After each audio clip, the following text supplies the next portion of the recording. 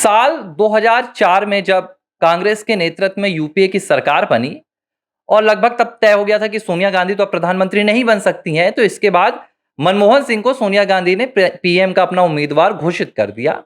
और मनमोहन सिंह ने अपनी कैबिनेट बनानी शुरू कर दी कि भाई किसे कौन सा मंत्रालय दिया जाएगा। और जब बात विदेश मंत्री के चयन की आई तो मनमोहन सिंह ने उस वक्त के कांग्रेस के कद्दावर नेता को विदेश मंत्री देने का पूरा अपना मन बना लिया था। और इसके लिए उन्होंने जो चेहरा चुना था वो नटवर सिंह थे, क्योंकि नटवर सिंह ने 1984 में जब कांग्रेस पार्टी ज्वाइन की थी, इससे पहले वो इंडियन फॉरेन सर्विस में हुआ करते थे और उन्हें एक अच्छा डिप्लोमेटिक अनुभव भी था और विदेश राज्य मंत्री भी रह चुके थे तब वो 80 के दशक में। तो मनमोहन सिंह चाहते थे कि वो नटवर सिंह को बाकायदा विदेश मंत्री बनाए। और तब मनमोहन सिंह ने नटवर सिंह को एक फोन कॉल किया और नटवर सिंह से कहा कि मैं चाहता हूं कि आप विदेश मंत्री बने।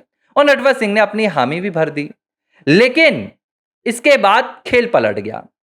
अचानक सोनिया गांधी का फोन मनमोहन सिंह को जाता है और मनमोहन सिंह को कहती हैं सोनिया गांधी कि अमेरिका नहीं चाहता है कि नटवर सिंह भारत के विदेश मंत्री बने।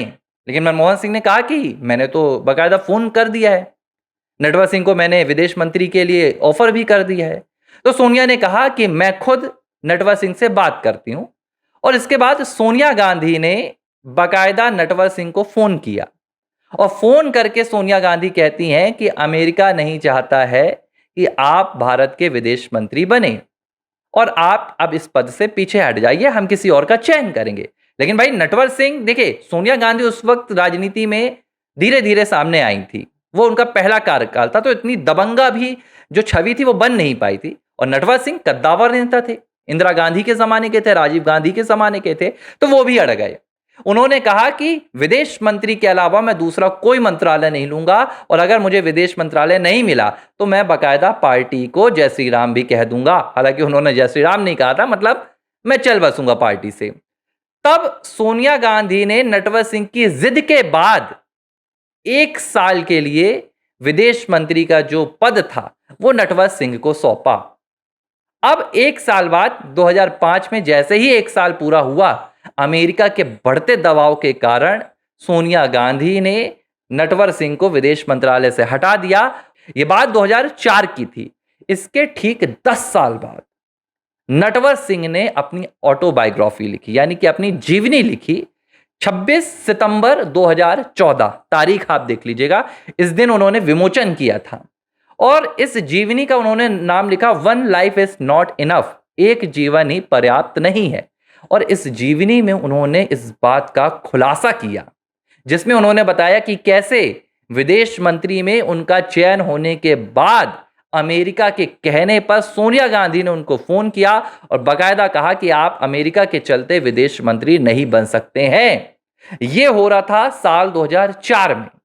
अब इसके बाद साल 2008 में क्या हुआ, एक घटना और बताता हूं और फिर आपको पूरी कहानी बताऊंगा कि इसके पीछे आखिर पूरा खेल क्या था, आखिर ये खेल कौन रहा था और सोनिया गांधी की इसमें क्या मंशा थी। 2008 का एक खुलासा हाल ही में पी चिदम्बरम ने किया, जो उस वक्त भारत के गृह मंत्री बनाए गए थे। 26/11 की घटना मुंबई में हुई थी, ताज में हमले की पाकिस्तान के आतंकियों ने की थी। 3 दिन बाद शिवराज सिंह पाटिल ने इस्तीफा दे दिया था और तत्काल पी चिदम्बरम ने गृह मंत्रालय की जिम्मेदारी संभाल ली थी। पी चिदम्बरम ने हाल ही में यह खुलासा किया कि 26/11 के बाद जब उन्हें गृह मंत्रालय की जिम्मेदारी दी गई तो वो पाकिस्तान पर अटैक करना चाहते थे, वो पाकिस्तान के साथ बदला लेना चाहते थे, पाकिस्तान को करारा जवाब देना चाहते थे। लेकिन तब 3 दिसंबर 2008 को कॉन्डोलीजा राइस जो अमेरिकी विदेश मंत्री हैं वो भारत आती हैं और वो सोनिया गांधी से कहती हैं कि America doesn't want you to attack Pakistan, मतलब अमेरिका नहीं चाहता कि आप पाकिस्तान पर हमला करें। और इसके बाद उन्होंने बाकायदा उस वक्त के विदेश मंत्री प्रणब मुखर्जी से भी मुलाकात की और दोनों से मुलाकात करने के बाद विदेश मंत्री जो थी कॉन्डोलीजा राइस, उन्हें जवाब ये मिला कि भारत तय करेगा कि हमें क्या करना है। अब मुझे नहीं पता इस बात में कितनी सच्चाई है, लेकिन प्रणब मुखर्जी ने जो कहा और जो पी चिदम्बरम साहब ने कहा, इसकी पुष्टि खुद कॉन्डोलीजा राइस अपनी एक बुक में करती हैं, जो अमेरिका की उस वक्त की विदेश मंत्री थी। साल 2008 की बात कर रहा हूं। और वो अपनी बुक में कहती हैं कि दोनों नेताओं ने कह दिया, पी चिदम्बरम ने भी कह दिया और आपके प्रणब मुखर्जी ने भी कह दिया कि भाई ये भारत तय करेगा कि उसे क्या करना है। और उन्होंने कहा कि तब हमें ऐसा लगा कि भारत अब युद्ध कर देगा और एक बहुत बड़ा युद्ध भारत पाकिस्तान के बीच में होना तय है। तब उन्होंने पीएमओ में बात की, यानी कि सीधे प्रधानमंत्री ऑफिस में, और पीएम और सोनिया गांधी के साथ मुलाकात तय होती है। इस मुलाकात के बाद जब कॉन्डोलीजा राइस बाहर आती हैं, इसके बाद 17 साल बीत गए। उस घटना की जानकारी किसी को नहीं थी कि आखिर भारत ने पाकिस्तान के खिलाफ अटैक क्यों नहीं किया था। आखिर भारत ने 26/11 का दर्द क्यों अपने जहन में छुपा के रखा, क्यों अपने दिल में छुपा के रखा। 17 साल बाद जब पी चिदम्बरम ने यह कहानी बताई तो पता चला कि यह सोनिया गांधी के कहने पर हुआ था। अब दो सवाल खड़े हो रहे हैं जो सबसे बड़े हैं इन दो कहानियों के पीछे, और एक कहानी मैं इस पूरे वीडियो के आखिर में सुनाऊंगा जो ये तय कर देगी कि सोनिया गांधी क्या करती थी और सोनिया गांधी का मकसद क्या था, सोनिया गांधी की मंशा क्या थी।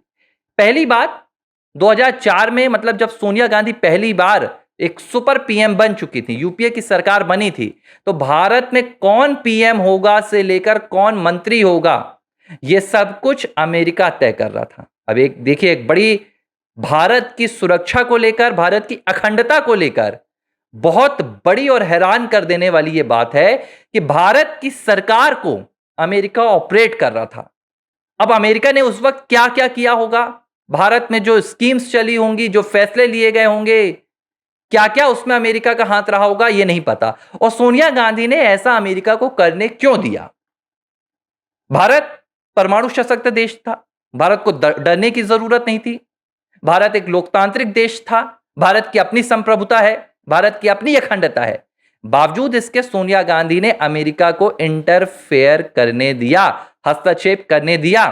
1947 यानी कि भारत के आजाद होने के बाद से भारत की एक नीति रही है कि हम अपने आंतरिक मामलों में किसी भी दूसरे या तीसरे पक्ष को जगह नहीं देंगे, चाहे वो कश्मीर का, हमारा जम्मू कश्मीर का मसला हो या भारत के किसी भी सीमा के भीतर का कोई मसला हो।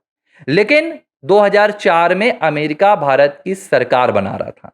अब मुझे यह नहीं पता कि अमेरिका ने क्या सोनिया गांधी को प्रधानमंत्री बनाने की कोशिश भी की थी, क्योंकि पहली बार कहा जाता है कि जो यूपीए की सरकार के लिए पीएम पद का उम्मीदवार सामने आया था वो सोनिया गांधी थी।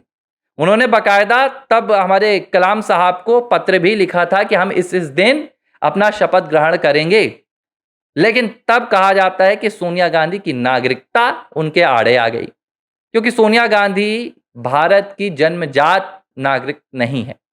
सोनिया गांधी ने शादी के बाद भारत की नागरिकता ली है, और अगर आप संविधान को अंदर से खंगालेंगे तो कई ऐसे प्रावधान निकल के आ रहे थे जो सोनिया गांधी को इसकी इजाजत नहीं दे रहे थे। तो सोनिया गांधी ने फिर मनमोहन सिंह को प्रधानमंत्री बना दिया। खैर, सवाल यह है कि अमेरिका के हाथों भारत को क्या बेच दिया था सोनिया गांधी ने, या सोनिया गांधी ही अमेरिका का प्रतिनिधित्व कर रही है भारत में और कर रही थी। ये वो तमाम सवाल हैं अब जिनके जवाब तलाशना बहुत जरूरी हो गया है। और ये सिर्फ एक मैटर की बात नहीं है, एक मसले की बात नहीं है, एक मुद्दे की बात नहीं है। 2008 में जो 26/11 के बाद हुआ, भारत पाकिस्तान पर क्यों दया दिखाएगा, भारत पाकिस्तान पर क्यों कृपा दिखाएगा। आप हमारे 200 लोगों को मार रहे हैं, मासूम लोगों को, पर्यटकों को मार रहे हैं, और सोनिया गांधी कह रही है पाकिस्तान पर हमला नहीं करेंगे। सवाल ये उठता है कि डील क्या हुई थी।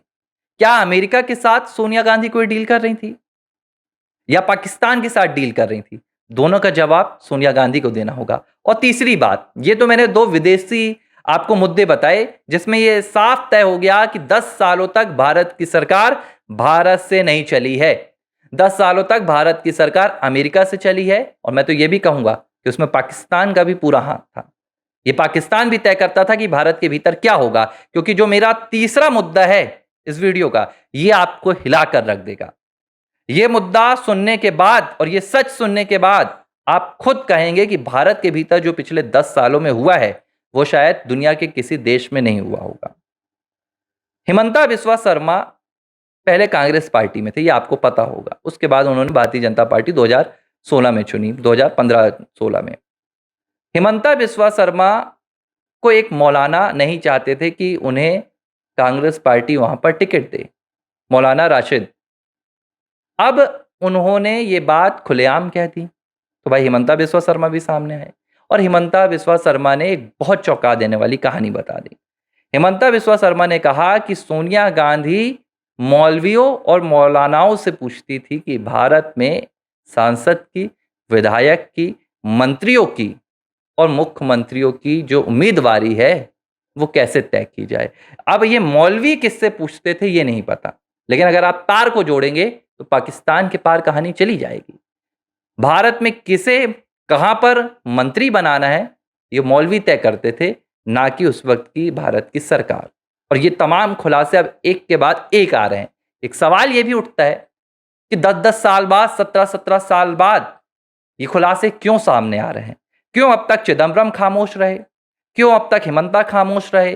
क्यों अब तक मनीष तिवारी खामोश रहे? क्योंकि चिदम्बरम का जो बयान आया है उस पर मुहर लगाने का काम मनीष तिवारी ने कर दिया है। उसका ये जवाब है कि जब सोनिया गांधी 10 सालों तक सुपर पीएम बनकर यूपीए का शासन चला रही थी तो वो एक तानाशाह का पूरा किरदार निभाती थी और तब कोई भी नेता सहज नहीं अपने आप को समझता था कि वो इस देश के भीतर इतने बड़े खुलासे कर दे।